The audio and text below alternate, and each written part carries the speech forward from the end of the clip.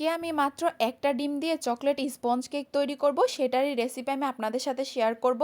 ফুল ভিডিওটা দেখেন, তাহলে আপনারা খুব ইজিলি কেক তৈরি করতে পারবেন, তাও পারফেক্টলি। তার জন্য এখানে আমি প্রথমে একটা ডিম নিয়ে নিয়েছি। ডিমটা অবশ্যই নর্মাল ডিম হতে হবে, ফ্রিজের ডিম ব্যবহার করা যাবে না। ডিমটা নেওয়ার পরে হচ্ছে আমি ডিম থেকে কুসুমটা আলাদা করে নিব, কারণ হচ্ছে শুধু কুসুমটা আলাদা করে নিলে ফোমটা অনেক ভালো হয়। তারপরে আমি 2 থেকে 3 মিনিট শুধু সাদা অংশটাকে বিট করব। যখন এরকম একটা টেক্সচার তৈরি হবে তখন হচ্ছে আমি এটার মধ্যে ডিমের কুসুমটা আর হচ্ছে পরিমাণ মতন চিনি দিয়ে এটাকে আমি আরও 2 থেকে 3 মিনিট হচ্ছে বিট করে নিব, যতক্ষণ পর্যন্ত না চিনিটা গলা যায়। কারণ চিনিটা আস্তা থাকলে কেকটা ভালো প্রপারলি হয় না।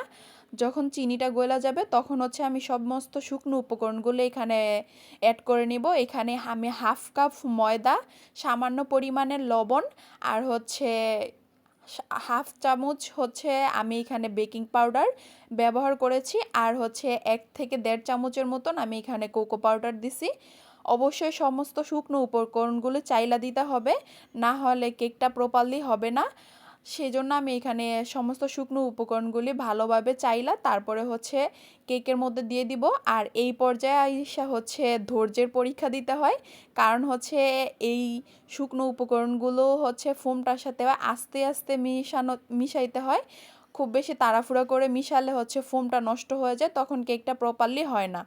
তারপরে হচ্ছে এখানে আমি একটা মোল্ডের মধ্যে একটা পেপার বিছিয়ে হালকা একটু তেল দিয়ে এইটার মধ্যে আমি ব্যাটারটা ঢেলে দিব। ব্যাটারটা ঢেলে দিয়ে হালকা একটু ঝাঁকায়া হচ্ছে, যাতে কোনো রকমের বাবলস না থাকে সেভাবে ঝাঁকায় এটাকে আমি এইভাবে একটা স্ট্যান্ড দিয়ে চুলাতে বসাই দিব। দিয়ে আমি এটাকে একটা ঢাকনা দিয়ে ঢাইকা দিব। 10 থেকে 15 মিনিটের বেশি সময় লাগবে না। 10 থেকে 15 মিনিট পরে দেখতে পাচ্ছেন যে কেকটা একদম পারফেক্টলি হয়ে গেছে। আর একদম ধোঁয়া ওঠা গরম চকলেট স্পঞ্জ কেক। আর কেকটা কতটা সফট হচ্ছে এটা ভিডিওটাতে দেখতে বুঝতে পারতেছেন।